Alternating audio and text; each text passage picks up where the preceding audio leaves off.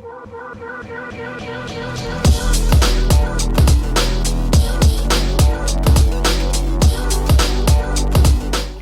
guys, welcome to episode 7 of Into the Rift. Today I am joined by Dave Troop, Camille Nye, John Crichton, and Thomas Watts. Not Stephen Watts like I called him last episode. I'm really sorry for that.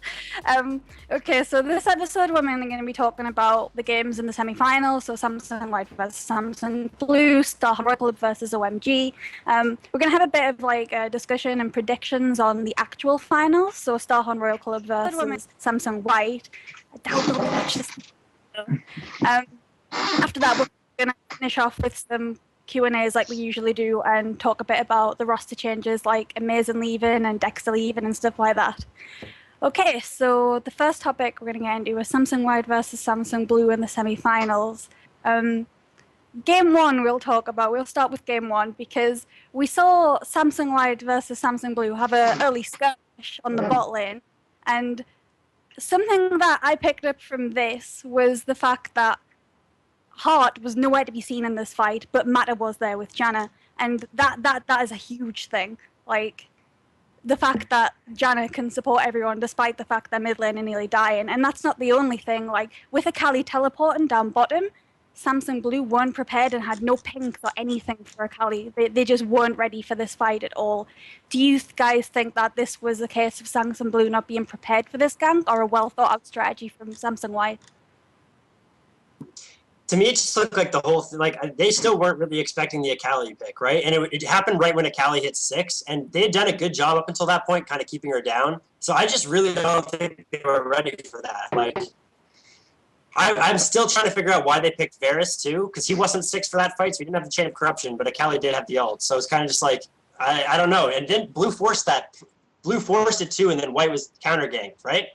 If I recall correctly. So yep, to me, it was like it was almost like the perfect example of the entire series. Like, Blue would kind of start something, do a play, and either bite off more than they could chew or just not execute it properly, and then White would just turn it around, snowball the game off that one play. Well, I kind of agree that the Akali pick definitely threw them off a bit.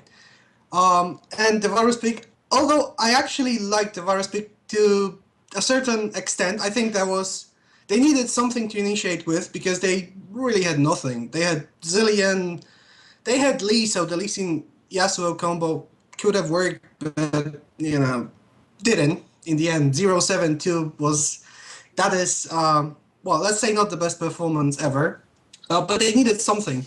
And they even at one point had a gank where Deft flashed into ult someone. I think it went into Pound, but Pawn is actually just too good and he flashed away. But it's not a bad pick necessarily.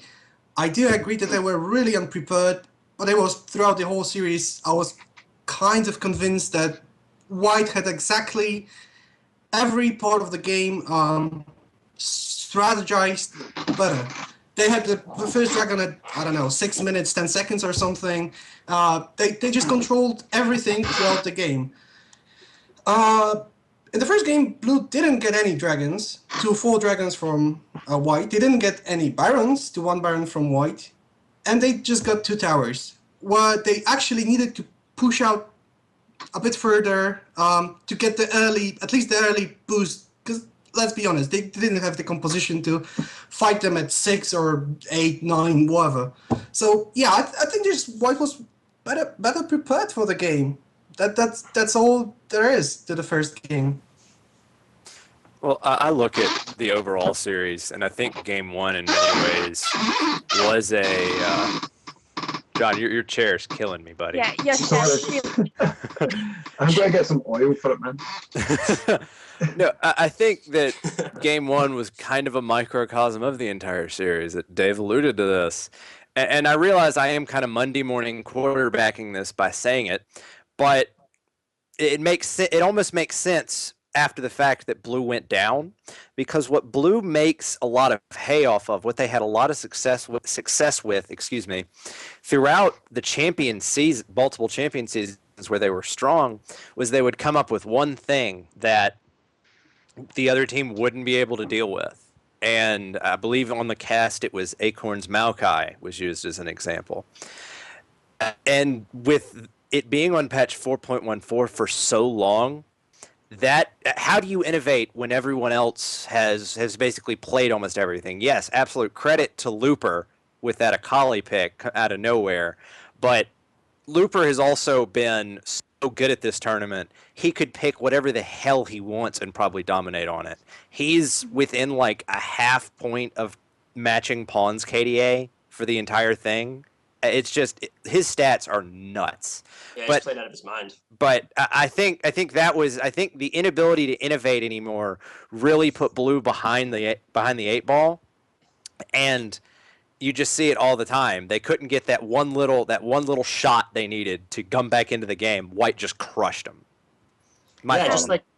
Just because if you look at it, like it's almost like Blue knew that that's their strength too, because they even tried. Like they got desperate. Like the Varus didn't really make any sense, and the Galio into a double AD comp made even less sense. Like, I mean, I understand for the poke, but they had a poke comp. They don't have a dive your turret comp. They didn't need to hard dive you. So it's like the Galio just didn't seem to make too much sense to me there. And it's almost like they were grasping for straws because they knew that they wouldn't be able to beat White straight up without an innovative pick, and they just couldn't come up with one. Speaking of picks, I want to focus on John right now because he's obviously got a lot of experience within like coaching, challenger scene, so he knows a lot about the game. John, what did you make of the Akali pick from Looper and the Varus pick from Def? Did you see any reason why they picked that? Basically, they'll try to throw them off in some form of way. You know, like if they went for something conventional, then they would probably get outmatched, like just individually. So we always see Blue come up with something that's new and innovative as such. So as Thomas said, the patch has been dragged out that long. There's not much left, you know. So like bringing out the Galio and stuff like that is probably stuff they've been practicing for weeks, but it get counteracted by the fact that, you know, they're like nearly a full AD team. And I don't know. I don't like the picks personally. The Akali, right? That's okay. It's just like a clean up champ. I've seen it a few times in the challenger scene. I think it was What the Fox was playing it in some tournaments, and it looked okay. I mean, he plays mid though, not top.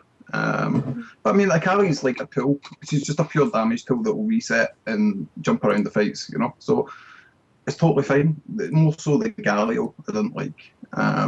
Like a Malphite or something would fill the same role as such, but would tank a lot better, you know. Because the way that they're playing with the chase, you need that hard engage to sort of get into the fights, and it looked like they were trying to do that with like the Flash Galio, but they had the Janna as well for the disengage, and I don't know, it didn't make sense to me. I think there was a lot better picks available. Like one thing that I would have took from the games, like, is why didn't they go for like a Nocturne Orianna or something like that to provide the hard engage, and then, you know, like go for the team fight off that? It's quite heavy. I think Nocturne's actually a really good champ against White for multiple reasons. It counteracts like a 1-3-1. It's good in lane swaps because you get the farm that you need. You're not getting invaded. You usually get like the support of the top laner is going around the jungle with you. So it's like the ideal situation to be putting that champ into the game, you know?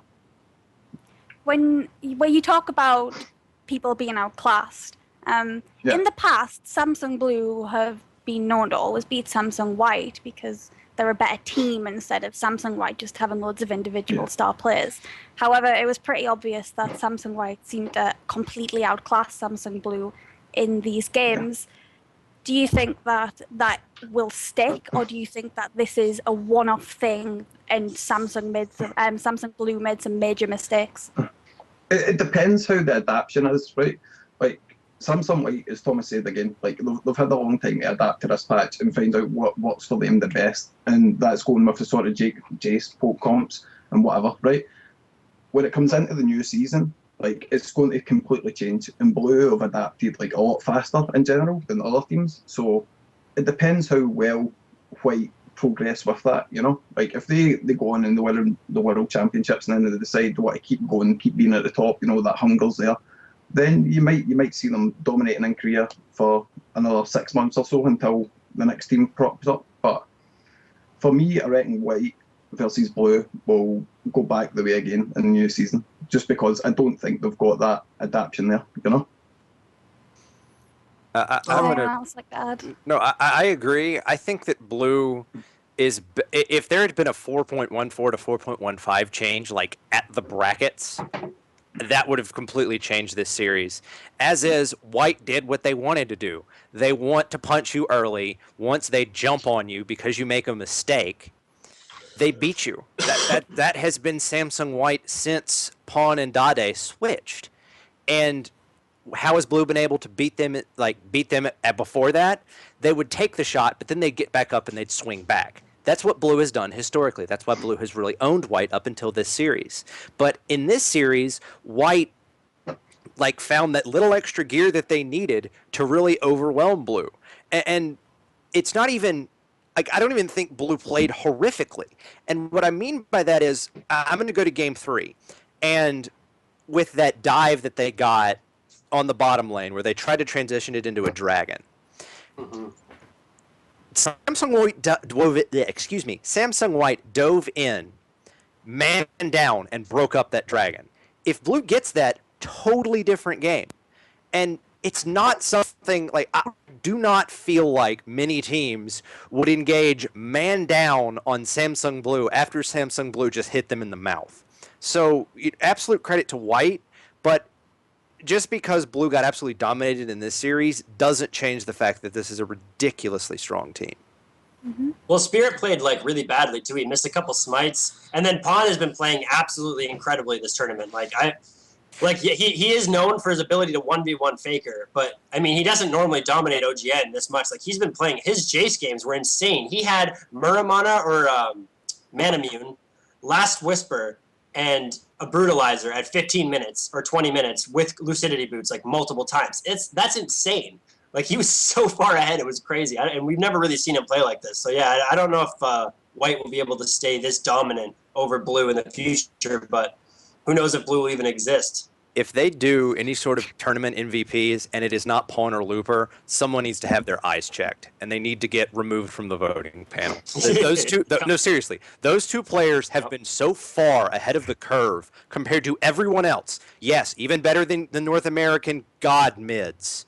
That it's just not even close. Looper's KDA is through the roof. Pawn's KDA through the roof. I mean, the guys have just been going nuts. And you can get a lot of mileage out of power solos. Sorry, Amber, go ahead. Speaking of Pawn, before Worlds actually started, there was all of this data hype, that is the best mid in the whole world and everything like that. I mean, Riot didn't even put Pawn in their top 20 players at Worlds. Let's just take that in for a second. Yeah, but there's more.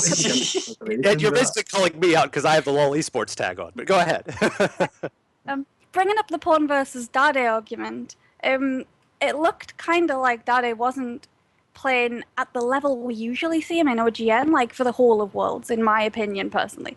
How do you guys feel about Dade versus Pawn? Do you still think that Dade is the best mid laner in the world, like everyone else?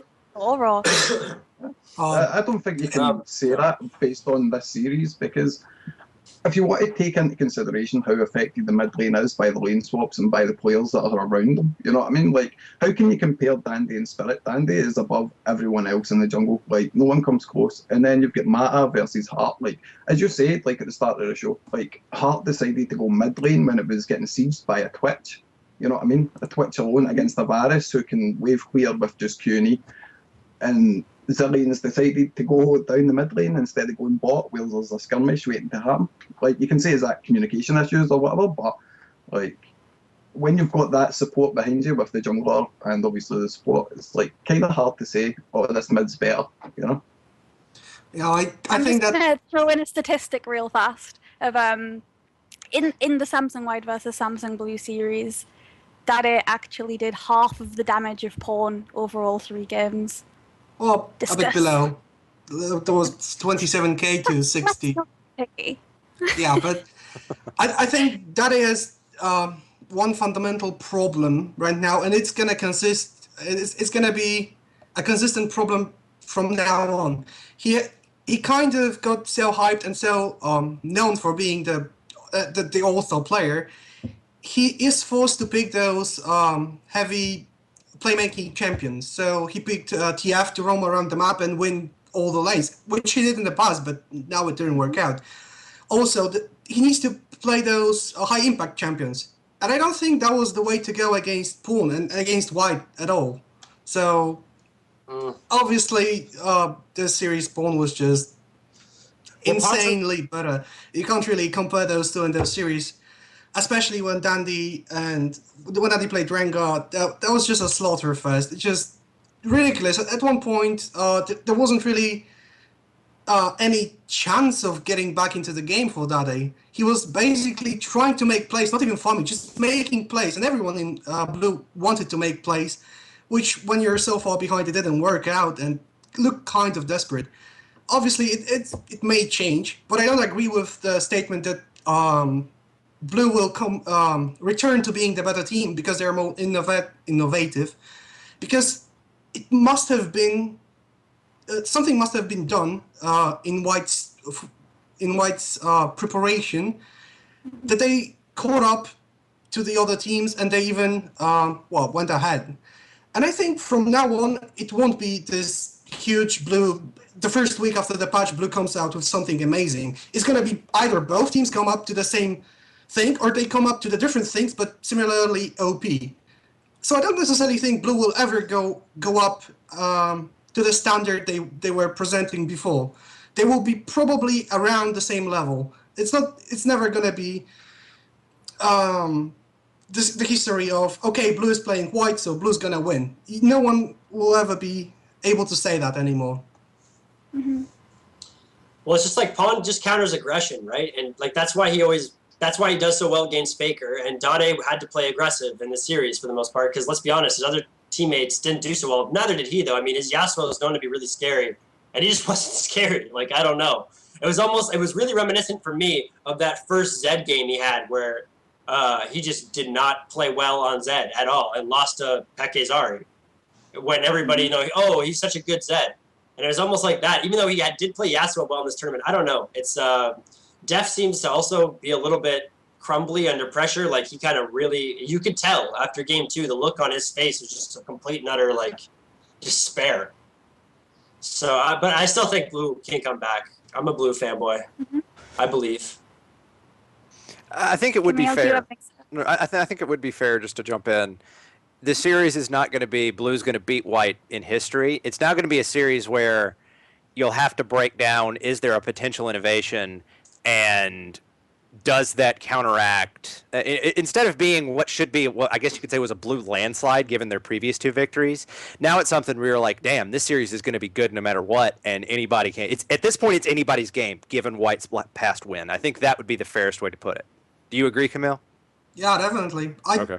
Yeah, probably the story of the next games between those 2 teams will be kind of, let's see who gets the better season so far. It's going to be judged like that, because if Dade goes to like 20-0, 20 game, people will go towards Blue. But, it's going to be like that. Who's more flashy before the game? That's how people will judge it from now on. Okay, I have another question for RNG. Talking about the Galio pick, because we've covered about the Varus pick and about the Akali pick. We want to know a bit about Galio, because we see Samsung Blue pick Galio into 3 ADs and a spell shield, which doesn't seem to make much sense at all. Can you make any sense of this pick? As I said before, it's probably just something they've practiced and they thought this strategy will work for them against White. The thing is, see, when you practice as a team, you practice for weeks, like certain comps for certain matchups. Like, you either play with that or you go completely off the rails. Now, their coach will have most likely told them what to play. I think that's how it works in Korea. The coach tells the players, look, this is what you're playing, take that. So they've obviously been told before the game what they're going to do, and they've just went with it, you know what I mean? Instead of being like, oh shit, they've got like a ton of AD, let's change up the Galio pick. They've just went ahead with it, done what they're told. And you don't think that there was any strategic decision behind the Galio pick? You think they've just been practicing it, so we'll bring it out in game 3 because we're desperate, because we're in an awful position right now and we're probably going to lose? Yeah, I think it's something that's been pre-planned before the series that they've been practicing on, and they've just decided like now's time to pull it out. So you don't Can I think you want to say something about it? Because I saw you like No, put your nothing. hand up. Just saying that it was game 2 with the Gallia, not the game 3. Yeah, it was game. But- Game 2, sorry. but you don't think so you don't think the players had any conscious decision in it at all? Like you think they were told to play Galio and then they looked at a Rengar Jace and were like, "Yep, guess we're playing Galio." Well, Yeah, well, how the else can you numbers- argument it? Yeah, there's no other sense to make of it. You telling me these players that were the best team in Korea have turned around and seen this team and then they went, "Oh, that Galio seems a logically good choice. I think we should go with that." You know, magic resist tank. Let's Well, I just have a hard time imagining that the players decided at that moment, like, yeah, the coach still wants us to play Galio. Yeah, mate, it's happened before. Kakao came out before, did they not, when he was told to play Nocturne in a series? And he's like, "Oh man, I hate the coach for telling me to play this." Like, that's the way it works in Korea. The coaches are above the players and determining what goes on. So, in terms of picks and bans, I don't put any of the blame on the players. I put it on the coaches. Huh? Mm-hmm. Does anyone else have anything to say on the Galio pick before we move on to the next games? That was just silly. Yeah, I It comment. had wave clear. That was the only wave clear, but it was supposed to be on the side lane to teleport in. It was supposed to be a hard engage, which didn't work out at all. Just silly pick. And, Yeah, it was just bad. Just really Yeah. bad. Really, really bad. I think they were That was- tilting after game 1, to be honest, after how hard they got destroyed by Samsung White. Yeah, that whole series just looked like they just devolved over the course of it. And then, like, game 3, they actually had, like, a good start. They're like, "Oh, yay, we did something. Let's get drag." And then 4 for 1.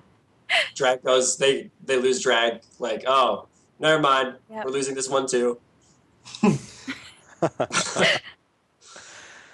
Okay, so that's enough about Samsung White versus Samsung Blue. We're going to move on to OMG versus Starhorn Royal Club. So these games were a little bit more exciting than the previous games because they were a lot closer and it wasn't just an absolute 3-0 stump where we were all like, "Wish Samsung White would win this game so I can go to sleep." Okay, so the first game of Starhorn Royal Club versus OMG.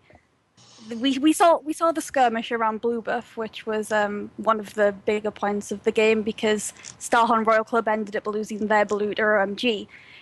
I think that a big thing about this was the fact that OMG was so aggressive about it. I mean, they had the Thresh pick and Cloud just went in. He just went in like later on when Blue was up, and he just flayed them and started the fight. And like, despite the fact that he got out, like even though it was low health, it got them that blue and it got them that early advantage that they needed. So, do you guys think that there's anything differently that Starhorn Royal Club could have done in the early game to change the way that the game ended up? No, definitely. There was the blue steel was one thing, but you know that happens. You move on. But there was this.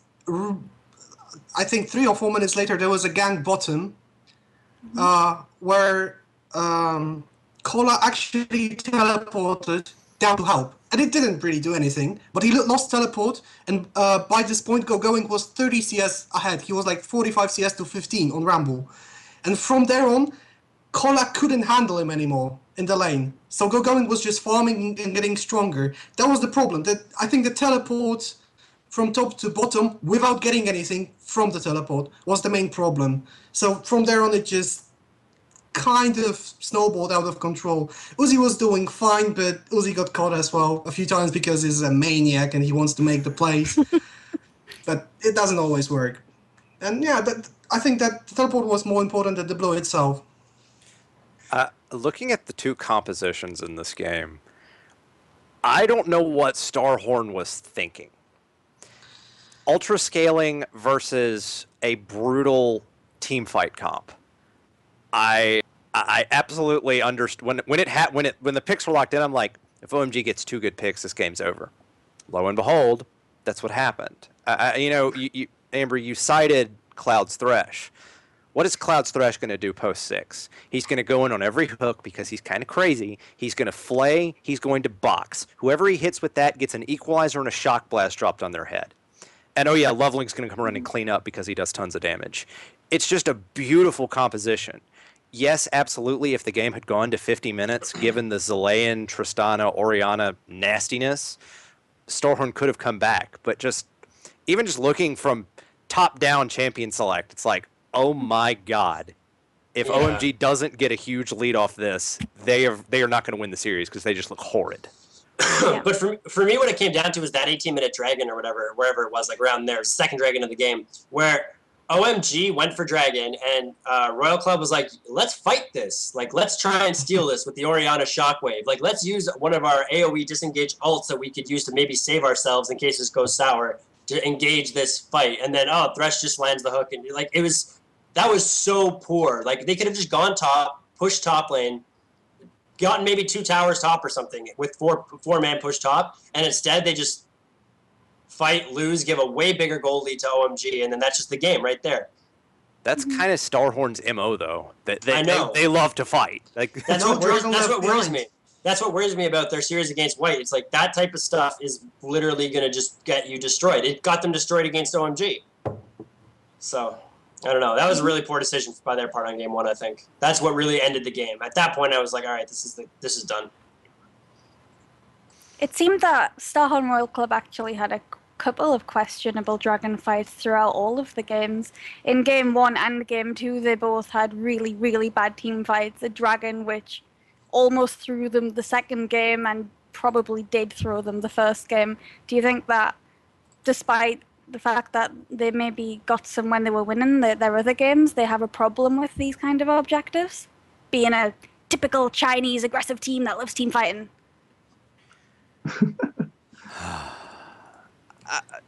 Okay, Chinese teams, it is a little bit overdone, but they're fighting based.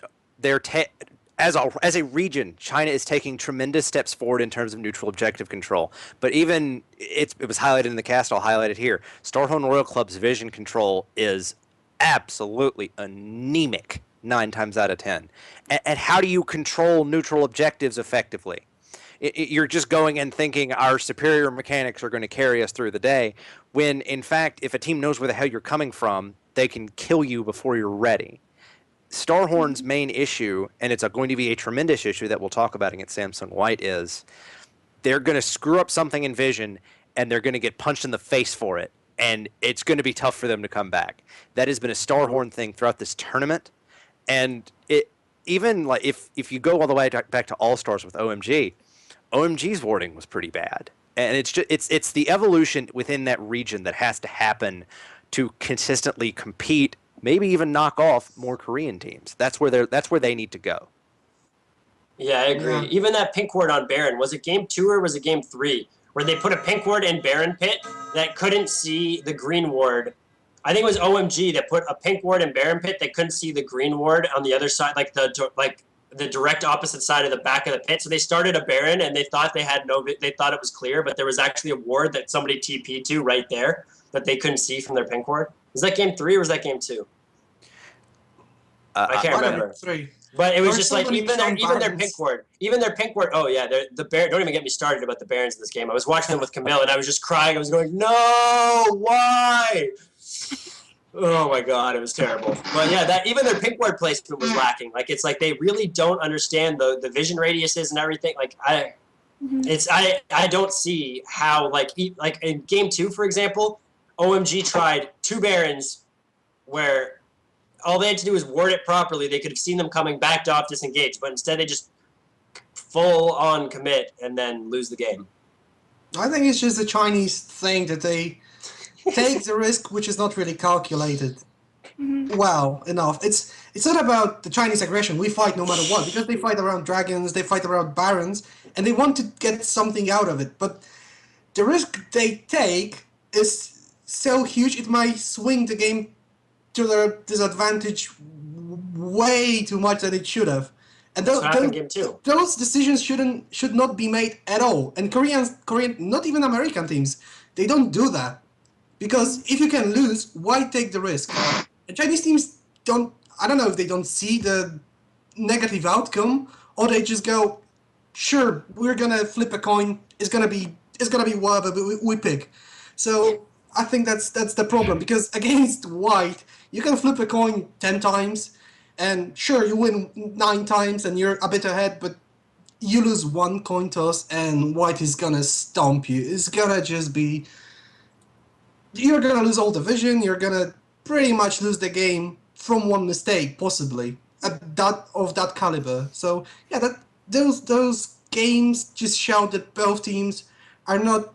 I don't know if mature enough. Yeah, let's say mature enough to handle this kind of Korean level play, where they have to know exactly what to do at one point without taking any unnecessary risk. So, to be honest, Starhorn Royal Club threw some barons. They were better. I don't think either team really deserved the win that much.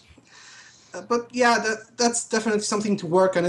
They have to just repair it as soon as possible. Game 2, if OMG had played it more methodically, they were up 2,000 gold the whole entire game, and then like 2,500 gold-ish. Then that one Baron fight, now you're down 2.5 gold, like 2.5k. Like it was like right there on the game, exactly what you're saying. They just make one decision. Let's try this Baron. Let's try this two-man Baron with Lee Sin. Like let's do that. Like.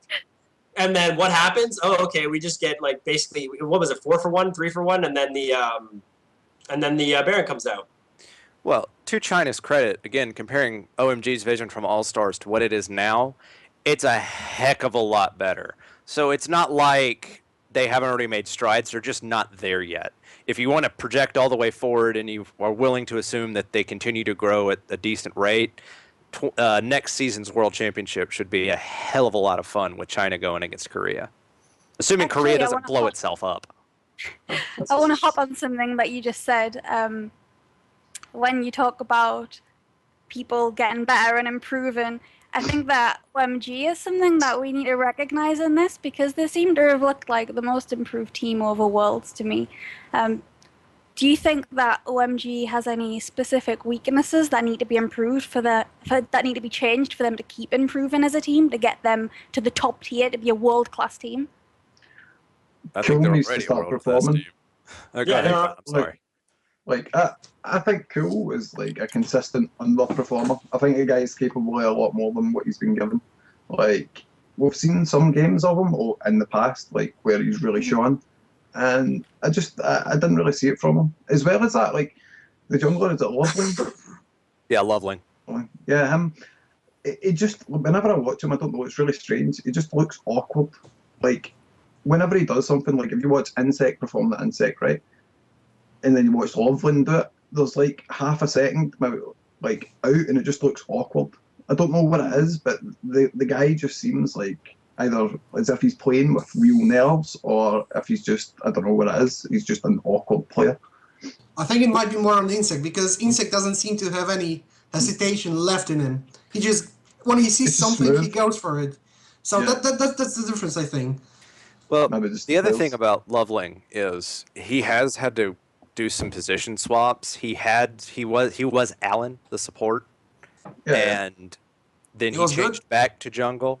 Yeah, he was a drug or something. Well, yeah, as drug. But what I guess my thing with him is, and you obviously are the coach here, so you would have to answer. You'd be better answering this than any of us.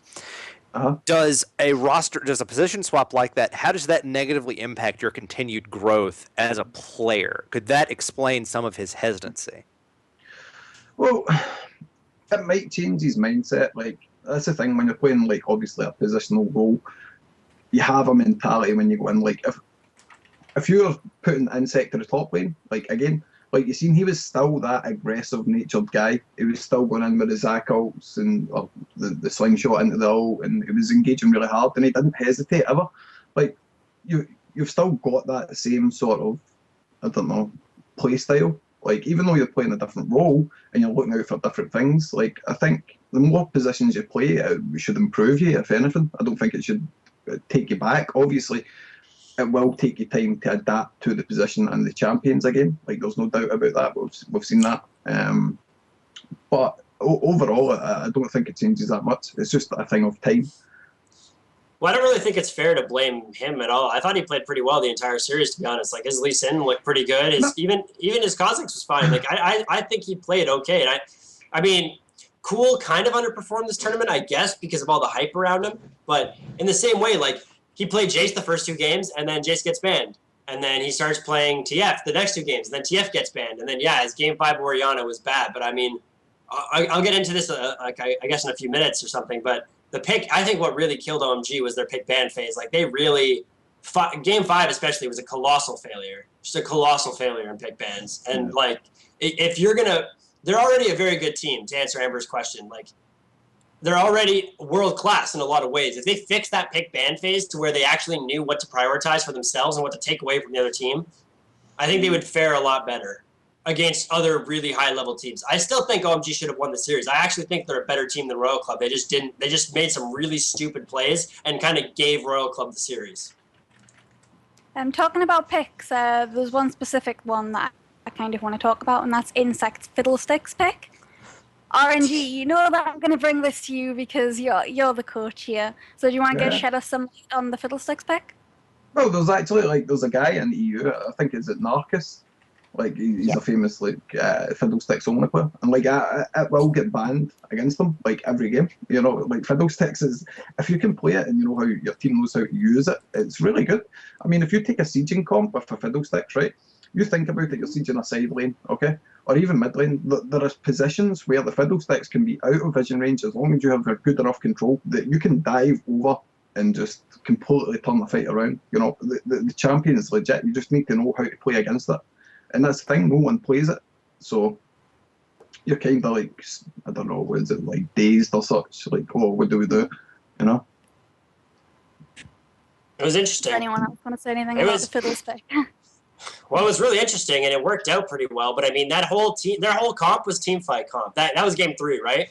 That was literally like, our only hope at beating you here is if you group up, and then we can use all of our ults together on you. And then, even though that OMG was playing with a Nidalee and a TF, they're like, sure, let's group up and walk into all your ults. Like, they didn't have the wards on the side either. When you play against the Fiddlesticks, you have to keep like wards by your Wraith camp and your Wolf camp, like those areas, so that you can see him if he's over the wall and wants to ult onto you. And that's what ended up happening. Like, they got Ori ulted, Fiddle ulted, and that's pretty much, like, they were down 10k gold, and that's just how strong a Fiddle Ori ult combo can be against a team that's not meant to team fight. But it also definitely plays to their hands because both teams likes to dive the other one, and they don't dive with like one person or two people diving in, killing and just running away or flashing away. When they dive with 4 people. And against a Fiddlestick who can be out of your vision range for anything, because you can't ward everything, especially, well, they didn't ward it properly anyway, but you can't have the full vision of the map without some special software, I suppose. But if you dive and the Fiddlestick is on the other side channeling his ultimate, it's gonna go wrong. It's gonna go really wrong really fast. So I think Insect played really well. There was some hesitations from time to time. I've seen him just running around, not really sure if he should ult in or not. But overall, that was an amazing performance, and I just hope there will be more Fiddlesticks. It's a risky pick though, so I wouldn't be surprised not to see anyone, but I wish I have. It was fun. Dandy's Rengar versus Insect's Fiddlesticks, match of the week. It was definitely match of the week. So talking a bit more about OMG's pick ban phase, Game 5 was probably most arguably worst draft phase for OMG. And it looks, okay, so we'll talk a bit about what happened there. So basically, OMG banned Lee Sin and Twitch, and Insect's Lee Sin wasn't exactly looking amazing throughout the tournament, so it doesn't really make much sense that he did that. They take Janna on the first rotation with Kha'Zix instead of Lucian and Thresh, so that means Uzi gets Lucian in Game 5 and Starhorn Royal Club can take Thresh in the last rotation. OMG plays Rumble even though he's not doing really that great in Game 2, and Starhorn Royal Club banned out both of Cool's champs, Jace and TF, who we played in the last 2 games, which you guys talked about earlier. What do you think went wrong in this draft phase? RNG, we're going to start with you because you're the coach, so you need to know about draft phases. Well, just a priority on picks. You know what I mean? It's like they see the Rise pick come through and then instantly take, what is it, Janna and Kha'Zix. Like, I don't know, like,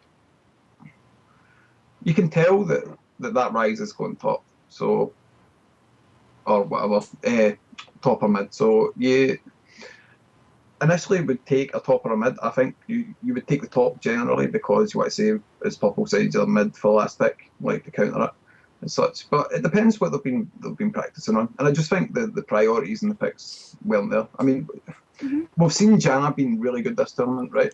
But to pick a Janna blind into just a Rise, which is actually like quite a short range caster anyway, I don't see the point in prioritizing that. Well, they had first pick Rise. Like, they did get to take the Rise first pick. So what ended up happening is that Starhorn basically banned out Jace, TF, and Rise by first picking it, plus the Alistar, because none of the Chinese teams have really been playing that.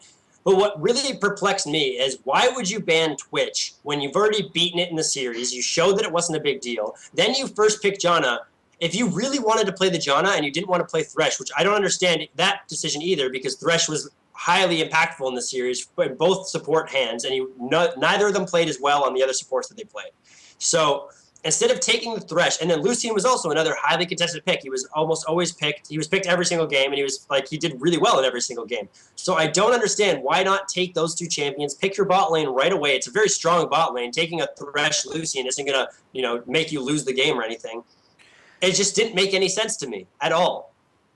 I think, looking at the totality of the ban phase, it was a complete OMG failure. I agree with both of you. The first pick Rise was a pretty fair assumption that it was going to be Cola's because Cola played it in the group stage a whole lot. Honestly, I probably would have wanted to see the Janna be something different. Maybe pull that Rumble up, but I like the Kha'Zix pick because that effectively pushed Insec onto something that you don't see very much, and that came through in the Pantheon. I'm absolutely sure that second rotation Maokai blew up OMG's plan. Because it was like, wait, what? And it devolved from there. That Janna, I don't like. I think I don't think OMG took into consideration that Zero works really well on that champion because not only can he set Uzi up to get early kills, but he can save Uzi's ass when Uzi does something insane. Dark Passage is the single greatest thing for that. When that entered the game, Uzi should have been dancing for months because throughout, whenever watch LPL stuff, it's like, oh, Zero has Thresh. Uzi's going to go nuts this game. It was pretty common. And that, I feel like just looking at this game, looking at tendencies for Starhorn, looking at OMG's tendencies, OMG so badly dropped the ball with the Janna pick that it ruined everything else, and it just got worse and worse as it went. Yep. Yeah, I agree. The Kha'Zix pick was fine. Yeah, the Kha'Zix was... The Kha'Zix probably was the best thing they picked from the entire composition. The rest was just kind of out of place. You say that right, but what is Pantheon good at? Yeah, Pantheon was... Ganking bot lane. He's good at ganking bot lane, so it's like Uzi's the main thing. So... No, Pantheon is actually pretty good when you have a hard CC or a root on any of those lanes. On the solo lanes or the other, because it guarantees you a flash at least. And Insec always plays those early junglers that needs to have a good start, because if it doesn't start well, it can go really quickly south. As it went with Jarvan at the first game, it didn't really work, like 1-8 or 2-8, something pretty bad. So he needed the CC, and that's what I think won the match, the amount of CC, because OMG didn't really have any kind of initiation, because how do you initiate, really? You go Kha'Zix in, or it's gonna get blown up by anyone. You go Equalizer, they just disengage and you don't have anything. You don't have damage anymore. So I don't think Pantheon was a bad pick. I think there was a good strategy to put Insec on something he may not be too comfortable on, but I think Pantheon worked really well. And I think it was straight down his alley. Just go in, don't care, and just hope for the best that your team is supporting you. That's how Insec plays, and that's why it worked. Well, like, OMG missed a lot of ults too, though, right? Like, Orianna whiffed so many ults in that game. And coolest Orianna, especially compared to his TF the previous two games, was just so bad. And then The Rumble ults, again, were lackluster. I mean, the only way OMG could, like you just touched on, the only way OMG could fight was to force them into chokeholds and then land the ultimates and then take the objectives, and they just could not do that. I want to jump in on what you just said there about OMG playing pretty badly. It's pretty obvious that OMG made a lot of mistakes, and this could have gone either way, unlike the first game in the semi-finals. Do you think that OMG is still a better team than Starhorn Royal Club? Because I've seen quite a few people think that Starhorn Royal Club only won because of the mistakes that OMG made, not because they're a better team. What do you guys think? It's the hype after the quarterfinal. The quarterfinal OMG is definitely the better team. The OMG that showed up into the semi-final, they lost, so they are not. That's just simple as this. If you throw a game, if you throw so many Barons, Dragons, you play horribly, make worst decisions possible, you're not the better team. And sure, maybe Royal Club wasn't the best, but was good enough. Like, I think OMG is the better team 9 times or 8 times out of 10. But on that given week, you can't say the team that lost was better that day. Like, you can't do it. Because the thing is OMG had control of the majority of the series. I will say that. If it's like, if you want to take like a real sports stat or whatever, if you want to go like time on attack or time of possession or something, OMG would probably have come out ahead on that, you know? But they made a few massive errors that blew it up. Like, it doesn't matter if you're on the opponent's end all game if you throw an interception or 2 interceptions, right? Like, it doesn't matter. So it's one of those things. It's like, if you can't capitalize when you're ahead and you can't close the game out and then you make one really bad decision or one really risky play that costs you the game, then I don't know. Like, yeah, you were better for 80% of the game, but you lost. I want to throw one more question out. But, oh, wait, no, Thomas. No, I just wanted to say Starhorn Royal Club still had to be good enough to take advantage of the mistakes. Yep. So I think I kind of feel like that's fans of OMG trying to make themselves feel better, which is a pretty common fan base thing in all kinds of sports. Well, I said it's that we beat the Koreans, so we are the top team. That's the only thing. Oh, God. Well, Najin White Shield was horrific, so I don't even want to go there. But I just, it's sure, could OMG probably win 8 out of 10? I'd agree with Dave, but OMG has not been consistent. They have not been a consistent team. They have not been a consistent team for months. You know, free cloud, blah, blah, blah. Great. But that's part of their inconsistency. They can't stabilize a lineup long enough to get the chemistry required to play at a high level, 99% of the time. So I don't buy that. That's again, it's like a fan base trying to make themselves feel better. Starhorn was still good enough to take advantage of the mistakes. They just need to change one player after each game.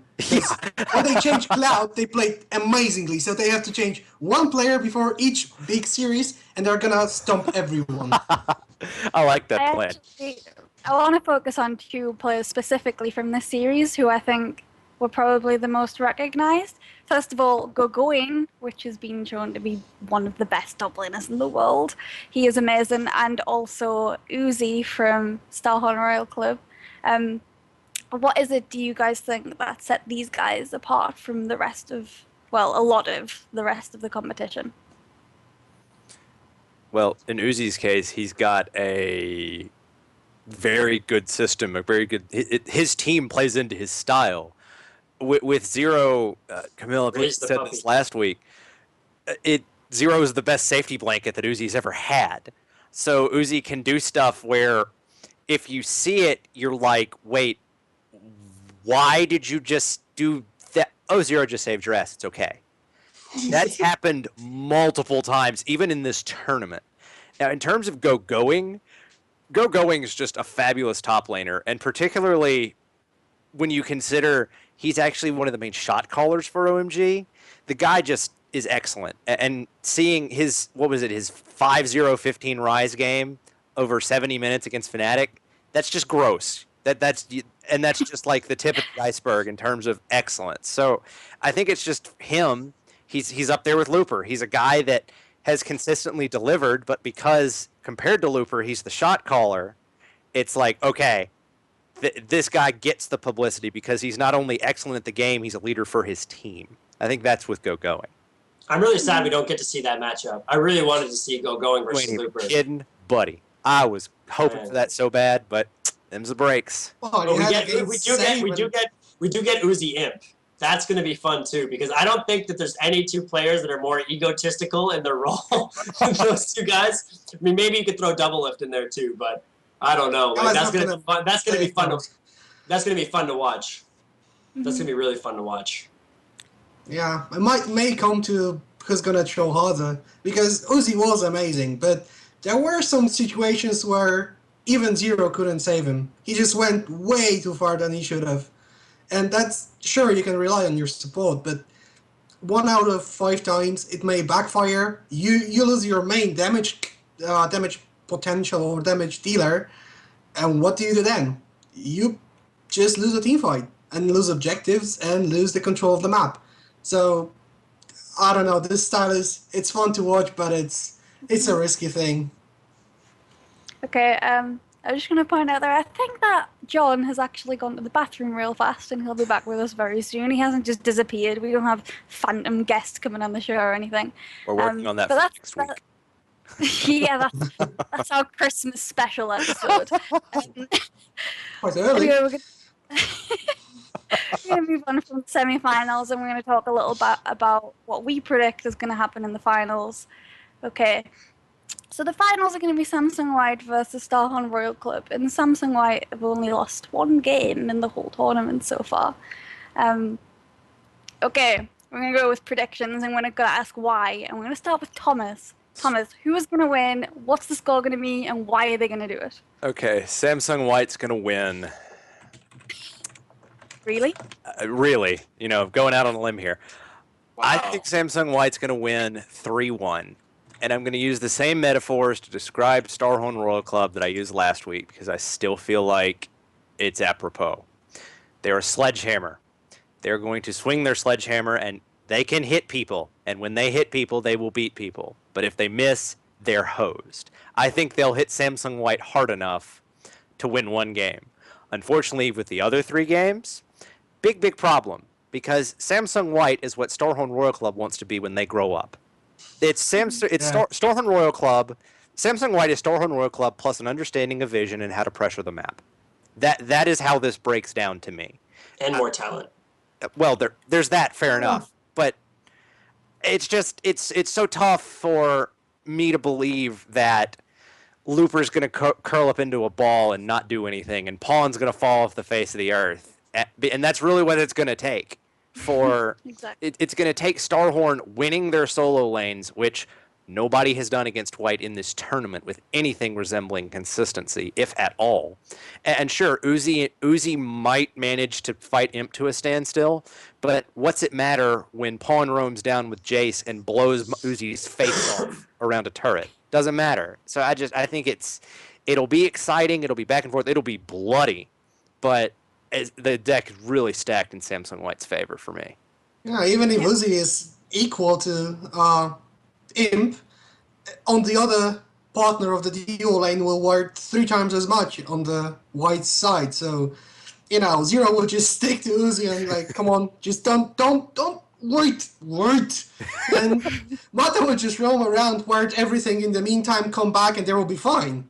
So I don't even think the bottom lane is equal. I don't think any lane. I think the closest would be the middle lane. I don't think the top lane, because the top lane is kind of a weird situation to compare, because it all depends on teleports, it all depends on roams and stuff like that. So if you get a lane swap, it's totally different. And obviously now you have more champions in the top lane than just Mundo, Maokai, and Alistar, just random tanks that do the same thing. You have different champions that do different stuff. So kind of hard to compare. But Cool has a chance, and I think they will get 1 game at least, because I truly believe that White is gonna try styling on them. I think after semi-final, there were few, we won. Pawn was like, oh my god, I even got the jacket from Dade. So I'm pretty sure they're convinced they just won right now. They don't need to prepare, so they will try some weird stuff. They will try styling. I hope it backfires, because it's gonna be more fun if it backfires. But yeah, I think they're going to take it not cleanly. Definitely not cleanly. Okay, I know that John had some slightly different opinions on how the finals are going to turn out. Do you want to explain to us what you think's going to happen? Oh no, it's not that I think. Definitely, like if you look at it from purely analytical point of view, like White will 3-0 or 3-1 this, but I think this plays perfectly into Royal Club's favour because, as you say, White are going to be overconfident. Now, if they can pull out something like I said earlier, like the Nocturne, I think that is a brilliant pick for that team because it lets Insect decide when he goes in, and if they take an Oriana, he split it up because obviously, was it Korn? Or is that the mid laner's name, yeah? Yes, Korn's the middle laner for Starhorn. Yeah. He's not like a carry mid laner, so putting him on an Oriana where he just needs to ball, Insect and then land it out, then it's pretty decent, man. And it suits their style as such. I think it's a really good pick against White, but no one seems to do it. No one seems to like go for that, especially when they're playing these, poke siege comps. So what do you think that the overall score is going to be at the end? It's got to be. I'll go with 3-0 because I just think White's got it. White. Yeah. Well, I was going to ask Dave what he thought about the finals, but he doesn't want to talk to us at the moment. He dropped out. We're trying to get the overlay fixed, guys. We'll ask him. We'll ask him why things when he comes back. I'm sure he'll oblige. But for now, we'll move on to the next topic, which is roster changes, which is the most exciting thing to talk about. I'm going to start with amazing. Not so amazing. I'm sorry. Okay, so he posted a lot of stuff lately that's been pretty questionable. I actually have a quote that I need to say from Amazing's statement on leaving TSM, and that is, "Will this mean I'll retire? Hell no. Apparently everyone in EU suddenly became a jungle god, so I'll have fun showing that isn't the case, just like last spring split." Okay, now I don't have a clue where Amazing gets this idea that there is some Western jungle god, but he hasn't exactly shown it in his play lately. What do you guys think about Amazing leaving TSM? Do you think that it's going to benefit TSM, or do you think that there's not really enough possible good North American junglers to replace him with? Well, has it been clarified, like the region thing? Has it been clarified that TSM cannot, like under any circumstances, bring someone in? It hasn't. Well, there were some stuff going on, like all the players that played in the summer and the spring split are the NA residents, so they don't apply the foreign rule. But that's so just what I heard.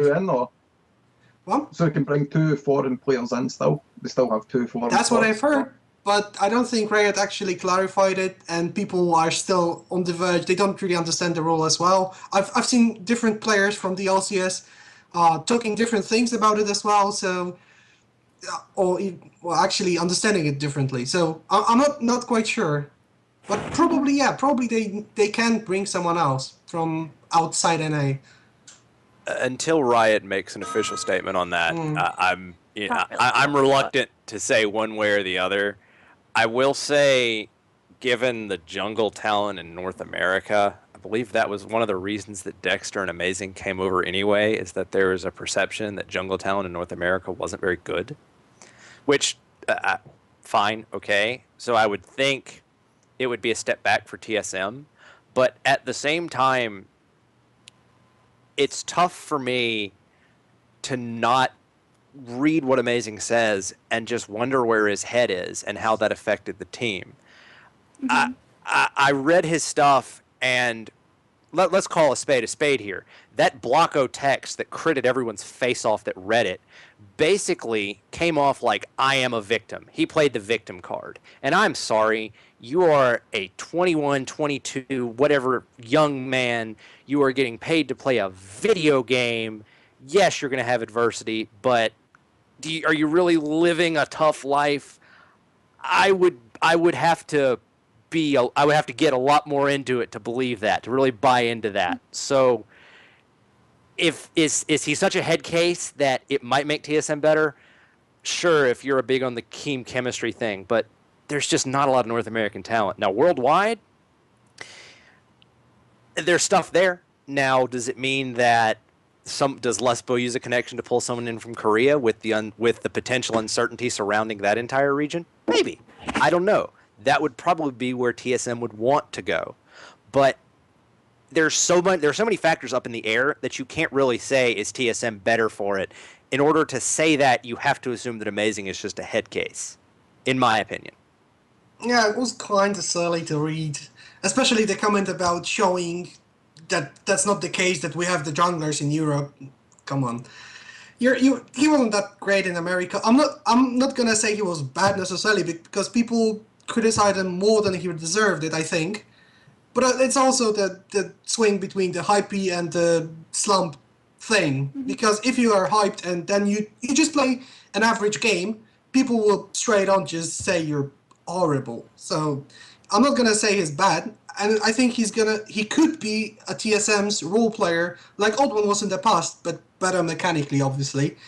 And he would be fine in TSM. I think that wasn't necessarily a needed change even. But if they need someone else, maybe I don't know enough NA solo queue. I watch challengers in NA, but I don't see many great junglers. I've seen some decent, but if they're playing against other decent NA challenger junglers, it's kind of hard to evaluate how good they actually are. So it's kind of odd. Sure, there is Kakao, but he declared he's gotta go to China, so we can only hope. But that would be nice. It's been said that Azingi's trying out for TSM. Do you think that he would be fit into the team? Because I've heard stuff about him, and I've heard that he's not a very, like, mindset-wise, he's not in a very good place. Like, I've heard that he used to go play solo queue and when he was meant to be playing scrims with his team and stuff like that. Do you think that he might be a good fit for TSM, or do you think that he's below the skill cap that they need to fit in with the rest of their team, and his attitude problem will cause more problems on top of that? Do you know what? The huge pile of money Reggie's going to hand to him and Reggie's strict rules may change his attitude or just shift it slightly. So I think he may be fine. I don't know. I haven't seen him enough to say if it's good on an LCS level or on a top level. TSM is right now struggling to be the best NA team, which they won. So let's say let's even say they are. So now they need to step up and go against Chinese and the Koreans. So if they pick Azingi, I'm not sure if it's going to be an improvement. It may be the same level as Amazing, but why would you change Amazing then? Hey. Just personal problems? Weird. Well, I don't see anyone right now. I think I want to give a quick shout out, not to cut you off, but a guy that I work with over at Esportspedia, Pinata, is in chat, and he said, and something that should underpin this entire discussion, the jungle is going to go through some pretty radical changes with Season 5. So it's almost tough to say if, there's not some jungler in NA that's going to take to the changes, like, just jump in and really get good and surprise. But it's just, it's if there was one spot in my mind, and this goes for both CLG and Team Solo Mid, this is not a spot you want to be changing right now, because there's going to be a huge learning curve with the jungle changes coming in, or the proposed jungle changes, excuse me. So I certainly feel like if there was one thing that could derail TSM a little bit, it might be this, just because while they're trying out junglers, the teams that have junglers will be adapting and learning and preparing. That's something to think about. On the other hand, you can breed. When you look at the top junglers around the world, you have, in the past, the best junglers were, let's say, Diamond, let's say Benji. They were all players that were taught how to play around the mid lane. They were specific. They had a specific role how to play, and that was all they did. I don't think Diamond, for example, is this amazing player that can do everything, and it showed when Alex left. He couldn't really find his place right at the beginning of the Niku era, or whatever you call it. So I think maybe they should just take someone fresh and just totally capable of learning and totally listening to anything they say, and just go, okay, we have Bjergsen, you do whatever he says. You are there, you don't have a voice in this team, just be the help the team needs. Maybe that's the way to go. Possible. John, do you have any thoughts on on Amazing leaving TSM? I think he'll come back to EU and it could slot into a team no bother. Maybe even go back to the rules. Who is it that's juggling for them? Airwax or something at the moment? Airwax. So, you know, he could probably walk back into that team if he's still got connections there. I don't know how the relationships are, but I think he could get into an LCS team no bother. Whether or not it's going to be a team that will attend Worlds again is a different matter. But, I mean, what is it? Super Hot Crew are still looking for a jungler as well. There's lots of teams to look to get into. Yeah, you know? of course. Yeah. On the Amazing thing, I mean, is he really complaining about the fact that he just went to like one of the most lucrative organizations in esports because of fan pressure on his performance, and then he goes and says that it's like unfair criticism of his, like, I'm sorry, dude, but come on, you can't be serious. Like, You can't did play not- bad and then expect to be criticized. Yeah, like, you got banned out easily all the time.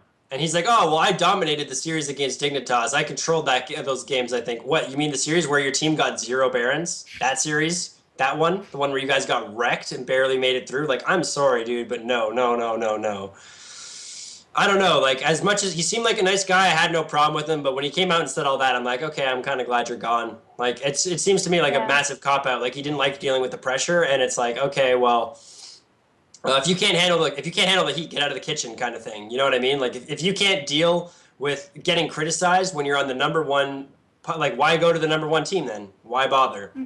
You're gonna get criticized unless you do anything but win. That's just obvious. Now, people take it too far sometimes, but when they're criticizing his play objectively, which is mostly all, I never really heard anybody attack Amazing personally. I just heard them say that he was easily, he was just eased out and he. People say he has a small champion. Well, it's true. He made mistakes in a game. It's true. I don't know how we can complain about things that he completely just messed up with.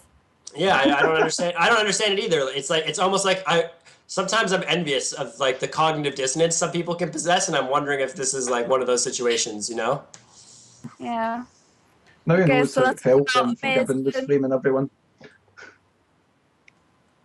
Do what? We're gonna move on to Dexter. That's why I'm pointing at you. I'm pointing at you because I said we're going to move on to Dexter. Okay, so now we're going to talk a little about CLG instead of TSM. My personal preferred North American team. Okay, so Dexter's okay. I mean, he can play Lee Sin in North America, so that's a plus. That's something that Americans don't have. Why do you think it is that Dexter actually left CLG, like the actual reason? And do you think that CLG could benefit from getting a different player in? Or do you think CLG needs like a complete roster change to make things better? I guess. Go, Thomas. Okay, sorry. John, I'm just trying to give you a chance to talk. No, anyway, before the show... Okay, there we go. Before the show, we said that the three column pillars of CLG, even though that's kind of a bad phrase, were the Rush Hour bot lane and Dexter, and didn't feel like any of those three were where to go to change things. I will say their situation is a little bit different because they can bring in a foreigner because Dexter's leaving and they still have Seraph. The other three are NA based. So I think their situation's probably a little better because there's no weirdness. There's no, like, in TSM's case, they're going to have to wait for Riot to clarify their rules. I think that's pretty well understood. CLG doesn't have that problem. So they can look at people all over the world. Even though Monte Cristo is not their coach anymore, he's still a Korean resource for the team, I'm sure. So they can try and find something to get it going. I think, again, going back to the changes that are proposed in the jungle, you're going to have time to adapt your entire team around that. So the sooner you can find a jungler and get him, boots on the ground, screaming with the team, that's a good thing. And CLG obviously has more options than TSM. Now, I thought Dexter was better than Amazing. I still think Dexter was better than Amazing. So it will be tougher for CLG to find someone at that talent level. But their talent pool, their talent base that they can get to immediately is wider than TSM. So I think they're in a better position overall. If I were CLG, I'd be waiting for the Korea thing to clear up a bit so they can find out if they can get one of those guys. Because that's not really, it's still rumors, right? But if one of those teams, if they have to give up half their teams, that would be really good. Like they could get a Cacao type guy. Maybe not Cacao himself, but Spirit could be a free agent. That's possible. Yeah, with the one How team long are the contracts changes over coming. there as well? The Pardon? Korean contracts. You know how in LCS we have, like, on the All Esports, we have the contract length, like, until certain players expires. Like, is there an equivalent for the Korean leagues? Like, where you can see where these guys are out of contract? I don't think it's visible anywhere. I don't know if seen it's one. visible on all esports. I've always been given the impression that it's been a year-by-year contract. Like, give you an example, Mata asked that Samsung not renew his contract if they didn't go to Worlds. But I can't set in stone what the exact contract structure of Korea is. Okay. Because that could play, obviously, a factor. If you could see who was a free agent, then you could make, better predictions as to who was going well. Mm-hmm. Well, people keep on assuming that, let's say the rumor is true, you can only have one team in Korea, right? So Samsung has to get rid of one team. KT, CJ, they all have to get rid of one team. What would make you believe that those teams will just randomly split up and not just be picked up by other organizations, maybe not KESPA organizations, but other ones, and just stay the same? Especially teams on the caliber of Blue, for example. What would you assume they're all gonna just split up? Like, okay, we did well. We don't have Samsung, so let's just go to America. Are there That's- big orgs willing to sign them though? That's the thing, right? Because Samsung can give them a lot of money. What organization could step in and replicate that? In Korea, there are a couple. All the Startail, for example, maybe. And maybe there will be other sponsors, even just not even organizations, but individual sponsors willing to give out money to the teams to represent their brand. So I'm not sure how much the Korea thing will impact the NA scene and the EU scene and the Chinese scene. Obviously, some players will want to move because you may get more money if you move to NA, because NA is like this big bank. You just go in and you expect to get this big bag of money with $1, like big dollar sign on it, and that's your fee just to come to America. So yeah, but I don't think the teams will split that easily. At least not all of the teams. Maybe there will be some, but the best teams, I don't expect them to split that easily. And sure, you can get some lower tier Korean jungler and hope, okay, this is a Korean, so lower tier Korean is still top level anything else. You can think like that, but is it really true? I don't know. No, that's not. I don't really believe that. Look at Seraph. That was the case. It's hard to say. Helios was probably playing the best out of almost anybody by the end of the season for Evil Geniuses. So there is precedent for a Korean jungler coming in and making his team a lot better. Well, yeah, but that's Yeah, I Helios agree in with EG, playing best in EG. Yes, that's true. Okay. So it's pretty hard to discuss what's going to happen, considering all of the changes that we're going to see with the actual game, never mind just rosters. So we're going to move on to the part of the show where we answer questions from you guys, our viewers. Okay, let's see what we've got. So the first question is from Emily Rand, and that is, with the recent abdication of Amazon, there was a backlash against the community regarding the criticism of his performance. With players so close to the main avenues of League of Legends commentary, like Twitter and Reddit, how can teams foster a better psychological environment for players? Who wants to take this one? I'll jump into this because I spoke with Robert Yip, a sports psychologist for Team Liquid, and I also wrote not long ago an interview about how we kind of have to be able to separate people from their work and not go too deep into personal attacks and stuff like that. So first, I think every team should really be getting a sports psychologist, because when you think about it, we're dealing with kids, right? Like, these guys are not old and they're not mature. And think about how bad your day would be if you had 5 kids at school or 5 people out from work tell you that they didn't like you. Now amplify that times like 5,000, like 5,000 messages you get in a day that say you suck, blah, blah, blah. That could be hard to deal with. So I think a sports psychologist for most of the teams that can afford it would be a really good investment for their players' like mental health and stability. But on the other hand, like I was criticizing Amazing for a little bit earlier, when I say Amazing, your champion pool is very limited and you get banned out easily, and that leads to problems for TSM. That is not a personal attack on you, and if you're going to go cry in the corner over that, you shouldn't be playing professional league or professional anything. You should just do something where you're going to be nameless and faceless, because when you're out in the public eye, you're going to be criticized.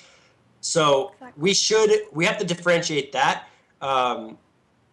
But yeah, I think a sports psychologist would be really, really helpful for most players. And that would be at least a good starting point to teach them what sort of things to maybe look for, take with a grain of salt, what sort of things to just immediately ignore as troll hate, and to help them work through some of this stuff in general.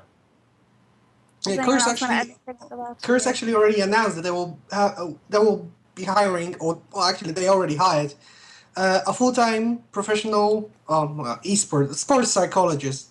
So some teams already invest into in this area. So although Liquid said something along the lines of, if the team doesn't perform, we're gonna blame it on the staff, which is kind of a weird thing to write. It may not even be smart. The teams needs some help. This stuff is what makes the Koreans better. I don't think individually the players can grow to be some monsters, but if they have all the help required, they don't need to think about the picks and bans. They don't need to deal with any stress. They can just focus on one thing, on improving. And if they can focus on this one thing instead of making vlogs like some other supports from NA all the time, which I'm not gonna name, but you know who it is. They can actually be better. That's the only way to go. How else are you gonna chase other regions if not just investing and doing the same things? Is there any like other external things like you just sign a pact with the devil and you're better? What's the other option? You have to do the same thing the Koreans did in the past that just boosted them way beyond everyone else. So yeah, that's needed. Because Emily brought up Amazing in this, I just want to point out one thing. If we look at back at when Amazing was on Copenhagen Wolves, like fair enough, they were one of the lower teams, and we can't blame that all on Amazing. That was not his fault. Amazing was playing amazing when he was on Copenhagen Wolves. He was clearly one of the star players. He looked like one of the best junglers in Europe. Copenhagen Wolves had a sports psychologist, and they were the only European team to have this at the time. And because people are talking about Amazing specifically into this, do you think that maybe the sports side, I know this is like moving on a little bit from Emily's question, but do you think that Amazing maybe benefit from the sports psychologist while he was playing with Copenhagen Wolves? Because he was playing arguably a lot better during that time. Well, there's a lot less pressure on him, to be fair.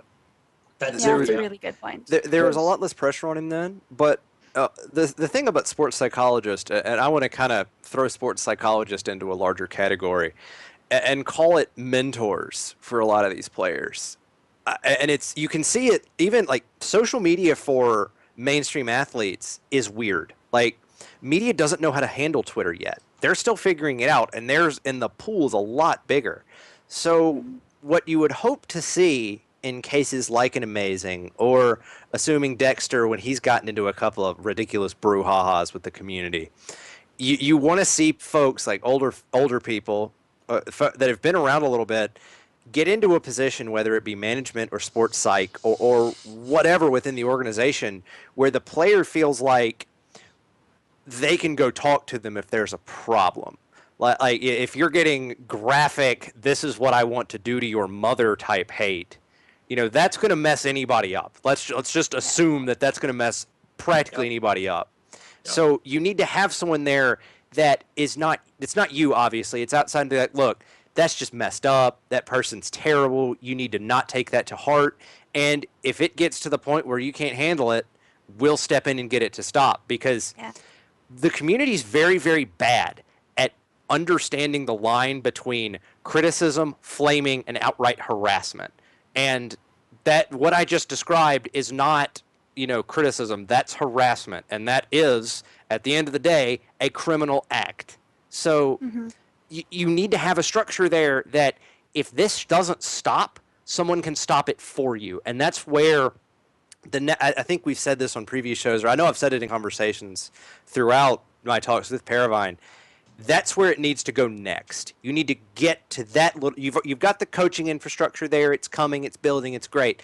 Next, you need to kind of have this other weird infrastructure that's around to help mentally support the players. Because if a team like TSM loses, they take an inordinate amount of hate from everybody, from the community. That's a more fair term.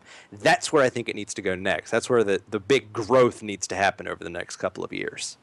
Of course, it's not even just about like the hate and stuff they get. I mean, sitting at a computer and practicing and playing games for like so much a day, it has a strain on you mentally, of course, as well. I've heard this from a few LCS players that the lifestyle of being an LCS player can be quite stressful in those terms.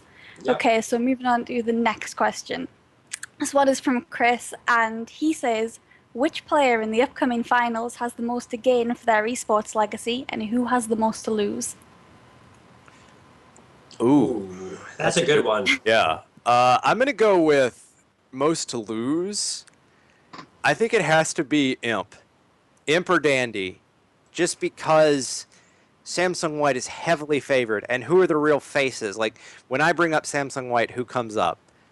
The picture that flashes in most people's minds is either Dandy talking noise before or during the Samsung Blue Cloud9 series, and that's kind of a microcosm of him, or the Imp statement where he's like, yeah, I made him cry. Those are the two things that people think of. And, as a group, as a community, people love to build people up to hero status, but they love even more to just trash them when they make a mistake. And that could be the most to gain lose there. Now, on the other side, I'm honestly going to say the other side, jungler and AD carry. Uzi probably has the most to gain. Obviously, he's had great success on the world stage, making the finals last year. But this year, to take down the mighty Samsung White, he goes into the stratosphere. And then going to Insec. Insec, quintessential Korean. He left Korea to get to China. I personally think because he wanted to get to Worlds and the KT Bullets were going nowhere fast at the time. Yeah. But he made it to Worlds, and not only did he have success in China, he knocked off the best team in Korea that just knocked off the other best team in Korea. So I think that's what you have to look at for those two personally. Does anyone else have any different ideas? I think that going along similar lines, I think Mata might be the one that has the most to lose, because when you're talking about supports, he's there. He's just Mata, and then there's like a gap. I don't know how big, but quite a big gap, and everyone else. And Zero is just everyone else. So if Mata performs badly, even if, let's say, White 3-0s them, complete domination, but they lose the lanes, like in 2 out of 3 games, let's say, and Zero is the playmaker, and Mata gets caught on 2 or 3 times, people will just catch Mata and try to wreck him through the... He's not the best support, he's just an average support, the team carried him and all those stuff. So I think just the comparison between the players, that the Mata has the higher status, the way higher status than Zero has, this might be the make or break. He has the most to lose. To gain, not really, he's already the best, so what's there to gain? To gain anyone from OMG as a team, if they win, that's the most to gain, because they are the world champions. I don't think individually they can outperform them, or Cool is already considered to be a top-level mid laner, which I agree with. Going as well, but in the top lane, obviously. So I think if those two win the lane, then it's fine. It's like, whatever, they are that good. But if Mata loses, that's gonna just be the end of the legacy of Mata being the best support. So that's really worrying. I would worry about it if I were Mata. John, Yeah, that's fair. I think that we should get your opinion on this. I agree with Thomas. I don't so much agree with you, Camille, because I think, as you said, Matt is so high up, he's already got his legacy Nothing can take that away. Even if they get He's 3 already wood known tomorrow. as the fake supports. Yeah, like even if they get 3 wood in the final, it's not going to change Mata's status. Yeah, he might get some hate and it might be like, oh, Mata totally choked. But he's already ascended where you need to go to, like be in the history books as such. I think Imp is the main one because there's always been a sort of, is it Imp or Uzi or is it Imp or Deft or is it Imp or whoever? There's always been competition for him, like who's the best AD in the world. And like this is his time to say, no, I'm the best, you know what I mean? And totally shit on his nearest competition, that is Uzi, So it's totally on him, I think, in terms of what to lose. And in terms of things to gain, yeah, as Thomas says again, it's like Uzi. This guy can be the man who carried a team to the finals and then lost, obviously, to SKT. And then it could be the guy that carried them again with 4 new players and then won it against the totally dominant white. So I think it's those 2. Okay, so we're going to finish off on one more question. And we've had a few questions kind of around the same topic about the junglers and the roster changes. So I'm going to kind of just merge them into one for one discussion. So these questions are from Runwalker Sidloft01, and Pinata Question. And it's basically about the 3/5 rule and the future implications that it's going to come with. It's known that TSM actually have the ability to steal Helios or take Dexter while he's still in America onto their team. What do you guys think could happen with this? And also, what do you think are the implications of having this rule in the first place? I really don't like the region locking.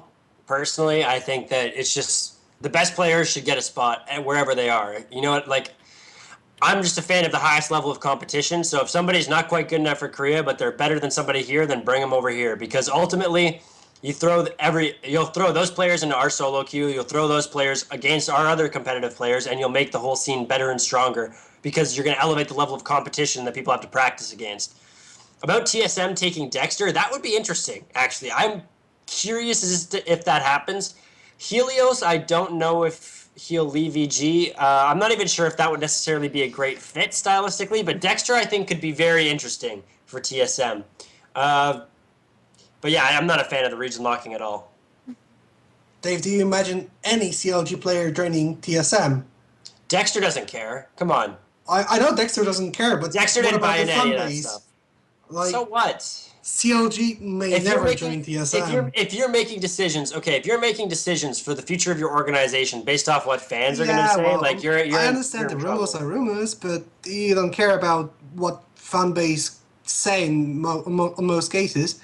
I'm not sure if Dexter wants to go to TSM. Obviously, I can't. I have no idea. believe.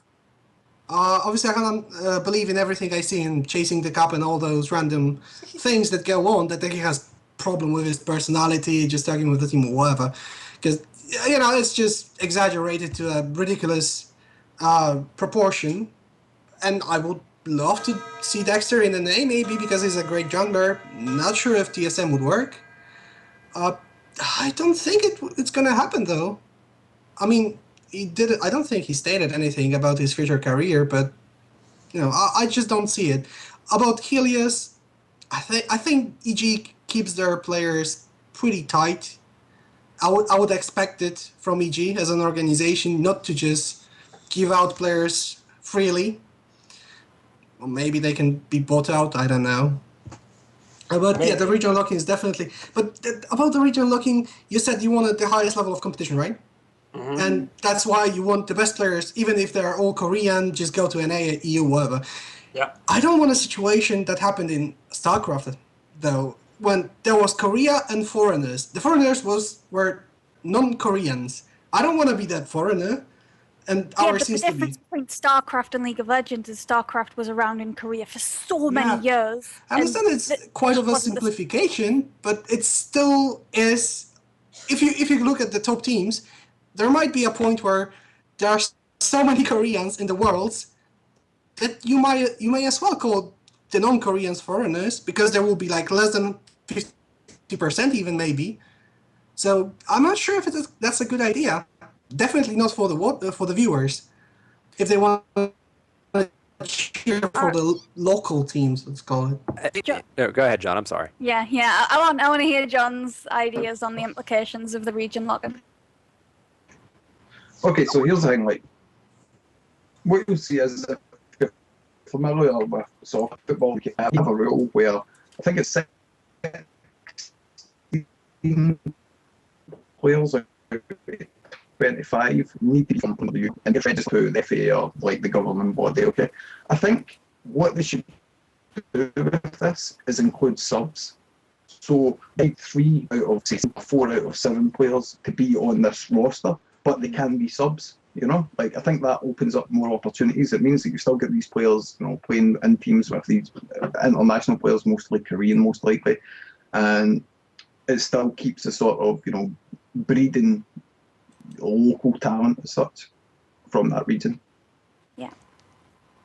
For me, on the 3/5 thing, I think for the long-term health of the game, it's probably a good thing because it does force the breeding thing. I could totally see what you're saying, John, as to a little bit of an expansion there.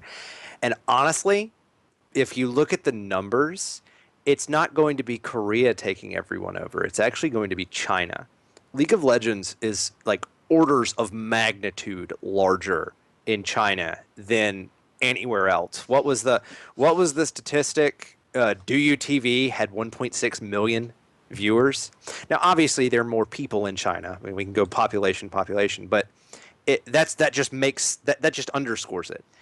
There are so many Chinese players that even if it's only 1 out of 1 million are truly, you know, cool, faker, .A, whatever level, you're going to get more of them. At that point, it's just simple numbers. So I can see it, like, as the Chinese scene continues to emerge and grow, that could be the main region lock.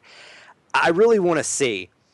I think it's a little bit. I think the fact that they're now coming up with it while teams have already gotten folks, I think it puts those teams at a real big disadvantage. I mean, what did we spend 15 minutes on? Well, can TSM go out and get an international jungler? Well, we don't know. The rules not really clear. I can only imagine trying to manage a team under that kind of pressure. Because what are you going to do? Are you going to kick? Were you going to kick Amazing? Or are you going to kick Bjergsen to get a jungler? That's kind of, it's damned if you do, damned if you don't almost, given the dearth of talent in jungle talent in North America. So I think you're going to see some cases, I think particularly TSM's a great one, where the rule is going to bite them in the behind. But I also see overall for the long-term health of the game, it's going to be a good thing. Mm-hmm. Yeah, I'd agree Okay, with well, that. that's all of the questions for tonight, guys. Thanks a lot for tuning into our show. Would you like to do any shout-outs to any of the panelists before we finish?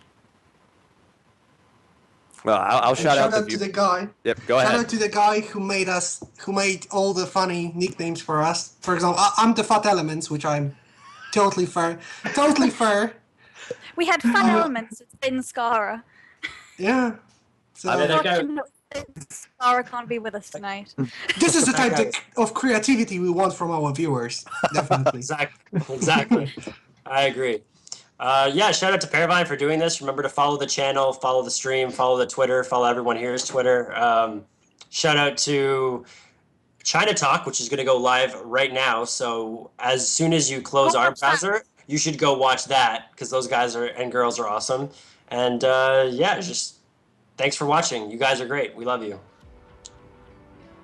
Okay, that's going to be enough for tonight then. Thanks all for everyone watching, and thanks for our panelists for coming on the show this week. We'll be back the same time next week with more exciting topics to talk about. Bye-bye.